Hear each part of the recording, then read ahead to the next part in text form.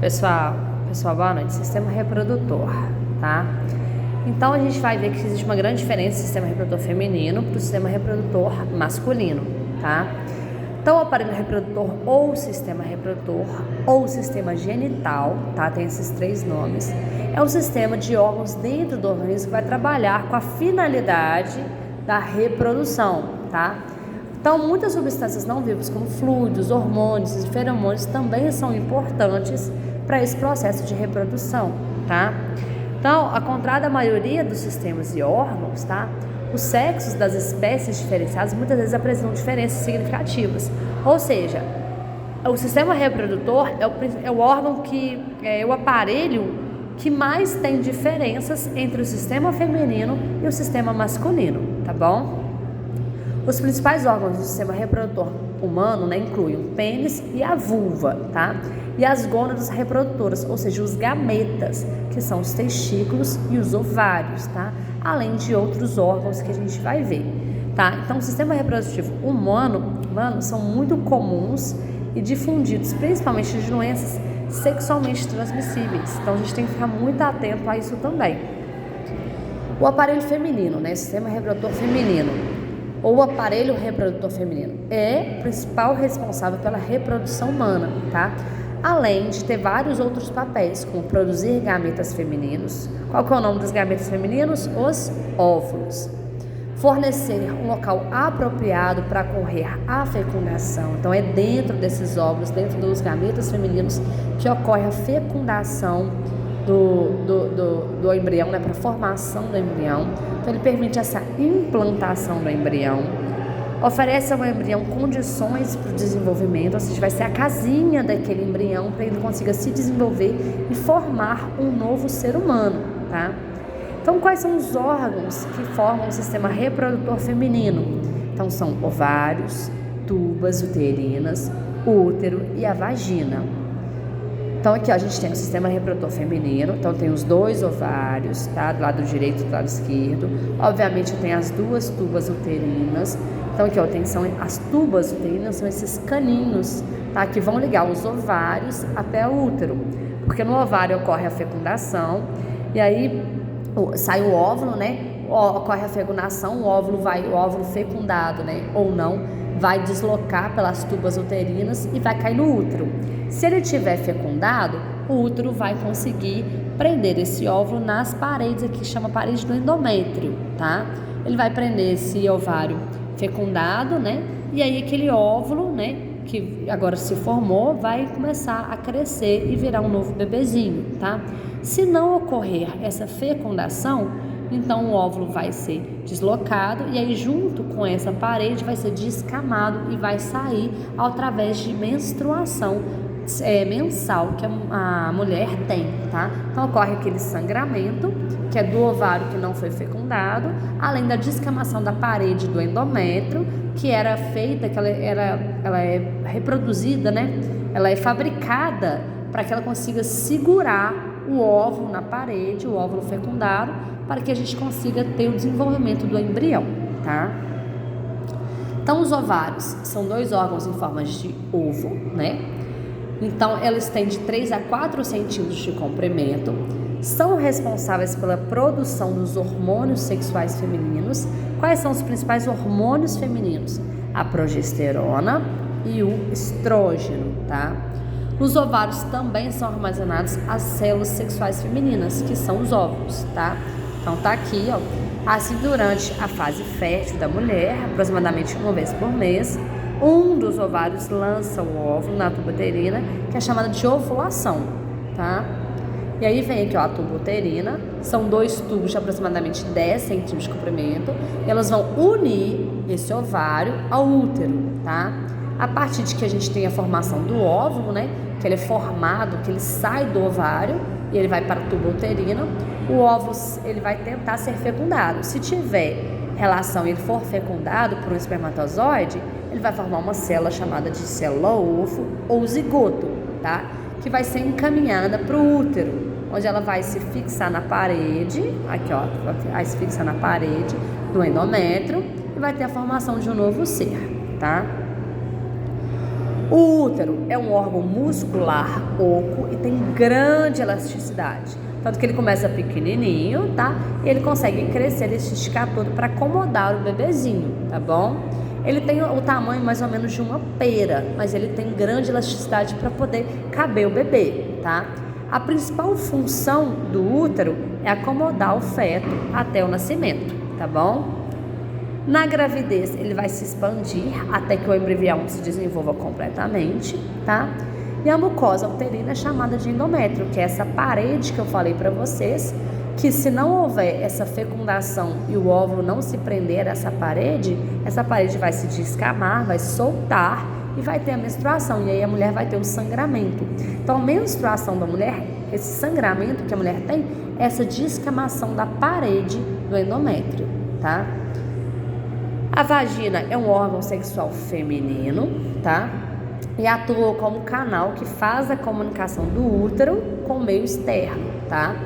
Ela possui aproximadamente 8 centímetros, tá bom? Suas paredes são franjadas com glândulas secretoras de muco. Então, a mulher tem secreção, tem muco, tem corrimento, é normal, tá? Suas funções são relacionadas à passagem do sangue durante a menstruação e à penetração do pênis durante a relação sexual, tá? É a principal canal. E é por onde sai o bebê, tá bom? Então, tem várias funções a vagina. A menstruação, tá? Ela representa o início da idade fértil da mulher, tá? O período fértil da mulher é quando ela atinge a maturidade, ou seja, o corpo da mulher já está pronto para engravidar. Então, ela corresponde pela eliminação do corpo, do material, pela descamação da parede do endométrio, né? Então, quando não ocorre a fecundação, ocorre essa descamação. O ciclo menstrual, tá? É o período entre o início de uma menstruação e outra. Ele dura em média 28 dias, mas tem mulheres que é mais curto, tem outras que é mais longo. A primeira menstruação da mulher chama-se menarca. Ocorre mais ou menos dos 12 aos 13 anos de idade. Tem gente que acontece antes, tem gente que acontece um pouco mais tarde, tá? Por volta dos 50 anos, a mulher tem a menopausa, tá? Que é quando os óvulos param, ela para de produzir óvulo e assim ela acaba de menstruação, ela não menstrua mais e a mulher acaba a fertilidade dela. Ela deixa de ser fértil, ela não consegue engravidar mais porque ela não tem mais formação de óvulos, ela não menstrua mais, tá? O sistema reprodutor masculino, tá? Ele tem órgãos internos e externos, tá? Que passam por um lento processo de amadurecimento que vai terminar só na puberdade, tá? Os órgãos que vão compor o sistema reprodutor masculino é uretra, pênis, vesícula seminal, próstata, canais deferentes, não é diferentes não, é deferentes, com E, tá? Epidídimo e testículos. Então eu tenho aqui, ó, aqui embaixo, ó, os testículos, tá? Aqui é o epidídimo, tá bom? Aqui é a minha bolsa escrotal, ou seja, é o saco realmente onde vai guardar o testículo, que é as bolinhas, tá bom? Aqui é o canal deferente que vai ligar o testículo até aqui na minha vesícula seminal e vai passar pela próstata, chegando aqui até a uretra. Vai sair da uretra aqui no pênis, tá bom? Então, os testículos são duas glândulas em forma de ovo, tá? Que ficam dentro da bolsa escrotal. Cada testículo tem um tubo fininho chamado de tubos seminíferos. Aqui, ó. Não dá pra ver aqui não no desenho, mas eles têm 2 tubos, tá? É no testículo que produz o espermatozoide, tá? Então, o testículo produz os espermatozoides, que são os gametas masculinos, e esse processo de produção do espermatozoide é chamado de espermatogênese, tá? Então, o processo de espermatozoide é chamado de espermatogênese. O principal hormônio, tá, é a testosterona, que é responsável pelo aparecimento das características sexuais masculinas. Então, o homem, quando tem pelo, modificação da voz, a parte muscular dele fica mais desenvolvida, é por causa da testosterona, tá? Que é a principal glândula masculina, o principal hormônio masculino, tá bom? O epidídimo, tá? São canais alongados, aqui ó, que se enrolam e recobrem toda a parte posterior e superfície de cada testículo. tá? E aqui é o local onde vai armazenar o espermatozoide. Então, o testículo produz e libera para esses canaizinhos que vai ser armazenado aqui no epidídimo. Então, aqui o epidídimo está repleto de espermatozoide. E aí vocês podem ver que o epidídimo tem esse rabinho aqui, ó, tá? Esse rabinho é o que vai sair para o canal deferente aqui, ó. O canal deferente saindo aqui, ó, tá? Então, é esse tubo fininho e longo que sai de cada epidídimo, tá?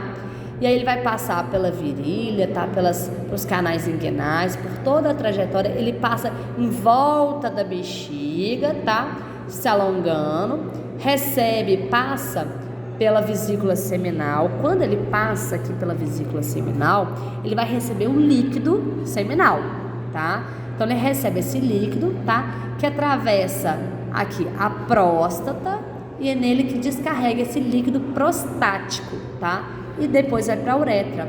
Então ele vai receber dois líquidos, o líquido seminal e o líquido prostático, tá? E aí o conjunto de espermatozoides mais líquido seminal mais líquido prostático é que vai chamar de esperma ou sêmen, tá? Recebe o nome. Então o esperma, ele tem três coisas, ele constitui três coisas: espermatozoide, líquido seminal e líquido prostático. A vesícula seminal, tá? Ela é formada por duas pequenas bolsas, tá? Localizadas que ficam atrás da bexiga. A principal função é produzir o líquido seminal. O líquido seminal, ela tem uma secreção leitosa, tá? E a função dele é neutralizar a ação da urina, porque a urina é ácido. Então, se ele não tiver esse líquido seminal, ele não consegue proteger os espermatozoides e aí pode matar os espermatozoides. Então ele protege a vesícula seminal, né, esse líquido seminal, a função dela é proteger os espermatozoides da ação da urina, tá? Então o líquido seminal também ajuda a neutralizar a acidez da vagina durante a relação sexual, tá? Senão os espermatozoides vai morrer no caminho. Então, além dele neutralizar a ação da uretra, né, a ação da urina, ele vai neutralizar a ação das secreções que tem dentro da vagina, da acidez da vagina, para conseguir manter os espermatozoides vivos durante o caminho, tá? A próstata é uma glândula que fica atrás da bexiga, tá? Fica sob a bexiga, e ela produz o líquido prostático, que é uma secreção clara e fluida que integra toda a composição do esperma, tá? A uretra é esse canal que vai levar todo esse líquido seminal, líquido prostático e espermatozoide para fora do pênis, tá? Por toda essa porção também. E como ela também passa pela bexiga, ela também leva a urina, tá?